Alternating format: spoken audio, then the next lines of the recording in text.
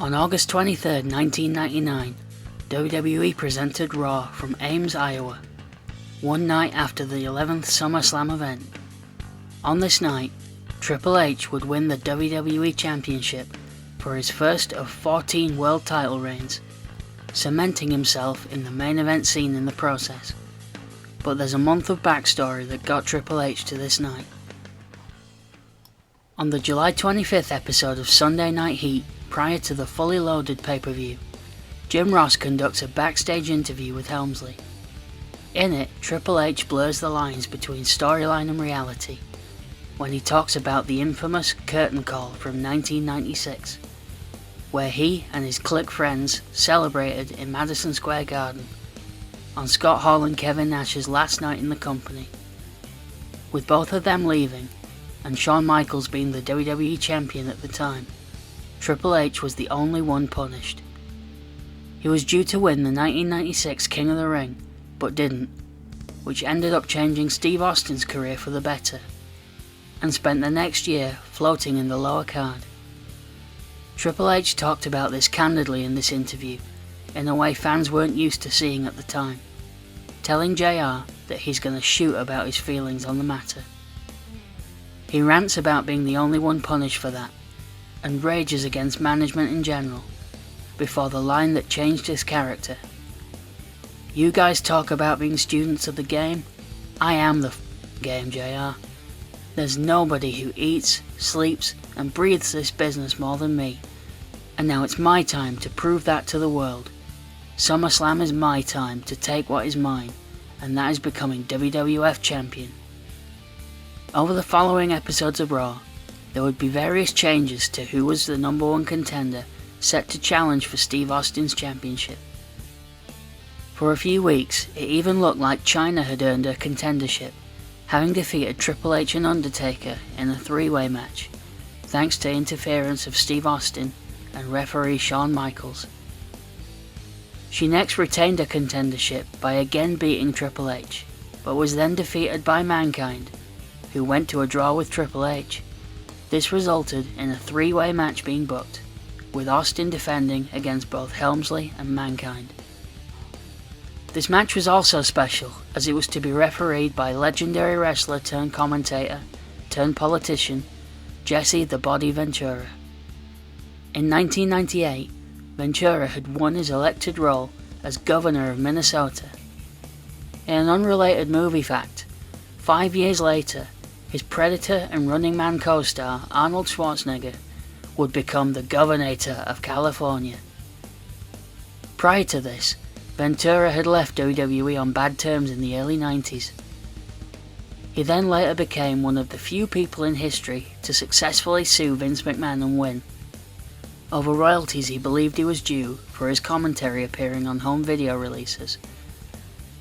For a time, his commentary was edited off, so as not to have to pay him as much, but thankfully his commentary is back on the shows he worked. At SummerSlam 99, Steve Austin would lose the WWE Championship cleanly to Mankind. For many years, the prevailing rumour was that Steve Austin had refused to lose to Triple H, not seeing him as championship material. Given that Austin would lose in a title match to Triple H at No Mercy months later, and again to end their feud in No Way Out 2001, and then go on to team up with him as the two-man power trip, I never thought this had much validity, and both Austin and Triple H have denied it also. Another rumour that feels more plausible is that the elected official Jesse Ventura refused to put a heel over, and so countered the pin for Mankind, allowing Triple H to win the next night. This would be Mankind's third and final reign as WWE Champion, and his 3 combined reigns add up to just 28 days. One thing that is clear about this ending is that Steve Austin was likely supposed to lose either way. Austin had been dealing with nagging injuries for a long time at this point, and would have 2 months off from in-ring action after this match. In storyline, he was written off post-match, as Triple H decided to take out his frustrations by injuring his leg, repeatedly hitting him with the chair. Austin would have a few more televised matches until Survivor Series, when he was written out again by a hit-and-run attack, this time for nearly a year.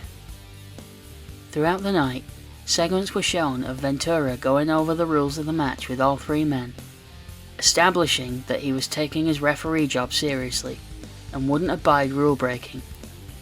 Crucially for what happens later, Jesse makes it clear that he won't abide the use of weapons.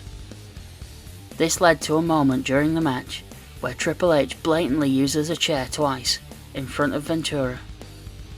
While this isn't illegal technically, as triple threat matches traditionally don't have disqualifications, it is still cheating, so Jesse refuses to count the pin.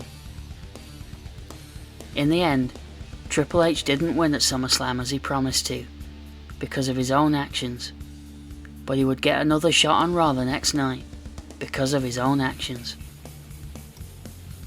The August 23rd edition of Raw opened with Jim Ross conducting another interview with the Game, this time in the ring, this time with horrible consequences for JR. On January 4th, 1999, Mankind coaxed The Rock into a title match that he would eventually win, by threatening to break the arm of Shane McMahon until he got what he wanted.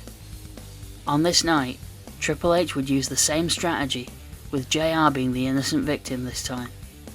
The difference here is that after Mankind agreed to defend the title against Triple H, he broke JR's arm anyway, sending him out of the arena in an ambulance. Jim Ross would be replaced for the rest of the event by Michael Cole, and The Rock joins them for the main event. After The Rock makes his entrance, Shane McMahon enters wearing a referee shirt.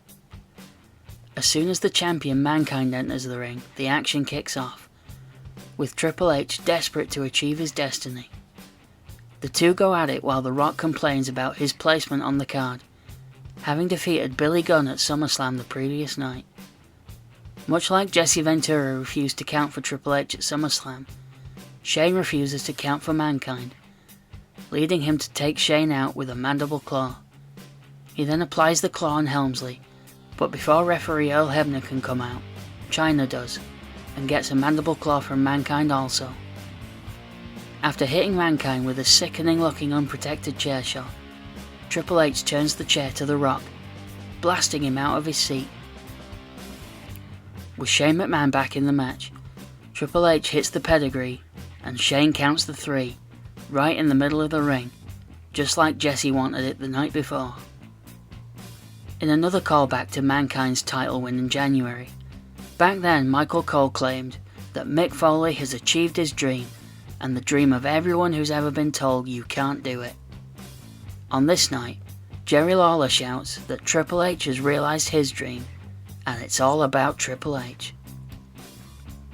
The first of many world title reigns for Triple H would only end up lasting 22 days, as he would lose the title on an early episode of SmackDown to, of all people, Vince McMahon, in a storyline for another day.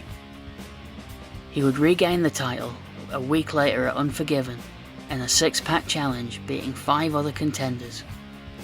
Who was the man who was forced to count the 3 for this win? Special guest enforcer, Stone Cold Steve Austin, leading to their match at No Mercy the following month. By the end of 1999, Triple H was solidly a main event star, leading WWE into one of its hottest years ever.